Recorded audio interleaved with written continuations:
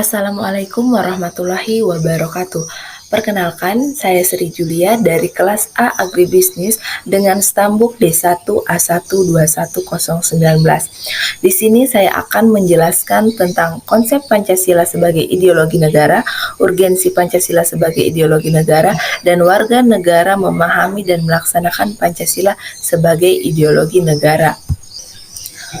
Konsep Pancasila sebagai ideologi negara. Dalam Kamus Besar Bahasa Indonesia, ideologi didefinisikan sebagai kumpulan konsep bersistem yang dijadikan asas pendapat yang memberikan arah dan tujuan untuk kelangsungan hidup.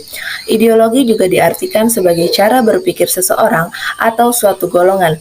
Ideologi dapat diartikan pula paham, teori, dan tujuan yang merupakan satu program sosial politik. Ada beberapa tokoh atau pemikir Indonesia yang mendefinisikan ideologi. Yang pertama, Sastra Prateja. Ideologi adalah seperangkat gagasan atau pemikiran yang berorientasi pada tindakan dan diorganisir menjadi suatu sistem yang teratur. Kemudian Sorjanto. Ideologi adalah hasil refleksi manusia berkat kemampuannya menjaga jarak dengan dunia kehidupannya. Dan yang terakhir, Mubiarto. Ideologi adalah sejumlah doktrin, kepercayaan, dan simbol-simbol sekelompok masyarakat atau suatu bangsa yang menjadi pegangan dan pedoman kerja atau perjuangan untuk mencapai tujuan masyarakat atau bangsa itu. Tokoh-tokoh yang mengemukakan teori ideologi. Yang pertama, Martin Seligger menjelaskan bahwa ideologi sebagai sistem kepercayaan didasarkan pada dua hal, yaitu ideologi fundamental dan ideologi operatif. Ideologi fundamental meletakkan preskripsi moral pada posisi sentral yang didukung oleh beberapa unsur yang meliputi deskripsi, analisis, preskripsi teknis, pelaksanaan, dan penolakan. Ideologi operatif meletakkan preskripsi teknis pada posisi sentral dengan unsur-unsur pendukung meliputi deskripsi, analisis, preskripsi moral, pelaksanaan, dan penolakan. Adapun perbedaan di antara kedua ideologi ini yaitu kedua bentuk ideologi tersebut mengandung konsekuensi yang berbeda dalam penerapannya. Selanjutnya, Paul Hirsch. Ideologi sebagai relasi sosial. Hirsch meletakkan ideologi di dalam kalkulasi dan konteks politik. Hirsch juga menegaskan bahwa penggunaan istilah ideologi mengacu kepada kompleks nir kesatuan atau non-unitary, praktik sosial, dan sistem perwakilan yang mengandung konsekuensi dan arti politis. Goldner menjelaskan ideologi sebagai proyek nasional, mengatakan bahwa ideologi merupakan sesuatu yang muncul dari suatu cara baru dalam wacana politis. Wacana tersebut melibatkan otoritas atau tradisi atau retorika emosi. Kemudian, dengan lebih lanjut, Goldner mengatakan bahwa ideologi harus dipisahkan dari kesadaran mitis dan religius, sebab ideologi itu merupakan suatu tindakan yang didukung nilai-nilai logis dan dibuktikan berdasarkan kepentingan sosial. Goldner juga mengatakan bahwa kemunculan ideologi itu tidak hanya dihubungkan dengan revolusi komunikasi, tetapi juga dihubungkan dengan revolusi industri yang ada, gilirannya melahirkan kapitalisme. Corak ideologi.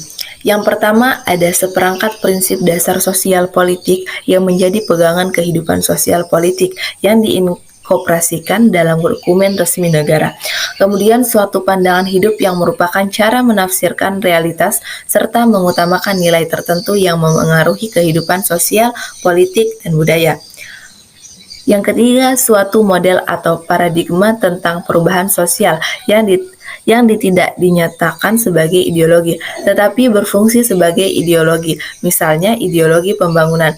Dan yang terakhir, berbagai aliran pemikiran yang menonjolkan nilai tertentu yang menjadi pedoman gerakan suatu kelompok. Fungsi ideologi. Fungsi ideologi yang pertama, struktur kognitif. Keseluruhan pengetahuan yang dapat menjadi landasan untuk memahami dan menafsirkan dunia serta kejadian-kejadian di lingkungan sekitarnya. Yang kedua, orientasi dasar dengan membuka wawasan yang memberikan makna serta menunjukkan tujuan dalam kehidupan manusia. Yang ketiga, norma-norma yang menjadi pedoman dan pegangan bagi seseorang untuk melangkah dan bertindak. Yang keempat, bekal dan jalan bagi seseorang untuk menemukan identitasnya, kekuatan yang mampu menyemangati dan mendorong seseorang untuk menjalankan kegiatan dan mencapai tujuan. Kemudian yang terakhir, pendidikan bagi seseorang atau masyarakat untuk memahami, menghayati, serta memolakan tingkah lakunya sesuai orientasi dan norma-norma yang terkandung di dalamnya. Urgensi Pancasila sebagai ideologi negara. Salah satu tantangan yang paling dominan dewasa ini adalah globalisasi. Globalisasi merupakan era saling keterhubungan antara masyarakat suatu bangsa dan masyarakat bangsa lain sehingga masyarakat dunia menjadi lebih terbuka. Dengan demikian, kebudayaan global terbentuk dari pertemuan beragam kepentingan yang mendekatkan masyarakat dunia. Sastra Praja menegarai beberapa karakteristik kebudayaan global, yaitu yang pertama, berbagai bangsa dan kebudayaan menjadi lebih terbuka terhadap pengaruh timbal balik. Yang kedua, pengakuan akan identitas dan keanekaragaman masyarakat dalam berbagai kelompok dengan pluralisme etnis dan religius. Yang ketiga, masyarakat yang memiliki ideologi dan sistem nilai yang berbeda bekerja sama dan bersaing sehingga tidak ada satupun ideologi yang dominan. Yang keempat, kebudayaan global merupakan sesuatu yang khas secara utuh, tetapi tetap bersifat plural dan heterogen. Kemudian yang terakhir, nilai-nilai hak asasi manusia, kebebasan, demokrasi menjadi nilai-nilai yang dihayati bersama, tetapi dengan interpretasi yang berbeda-beda. Warga negara memahami dan melaksanakan Pancasila sebagai ideologi negara.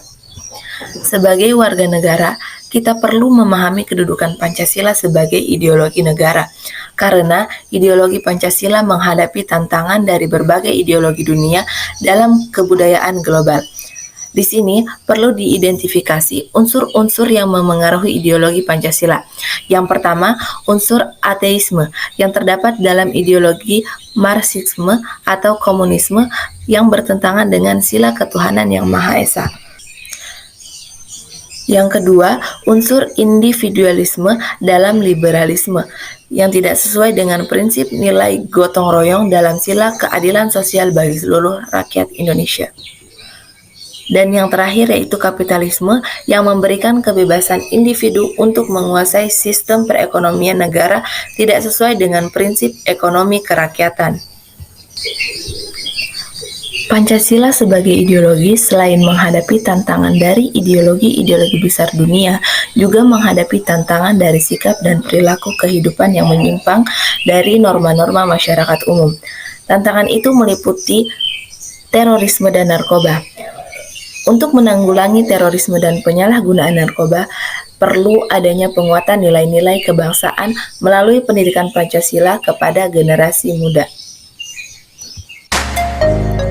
Sekian presentasi dari saya, semoga dapat bermanfaat bagi kita semua.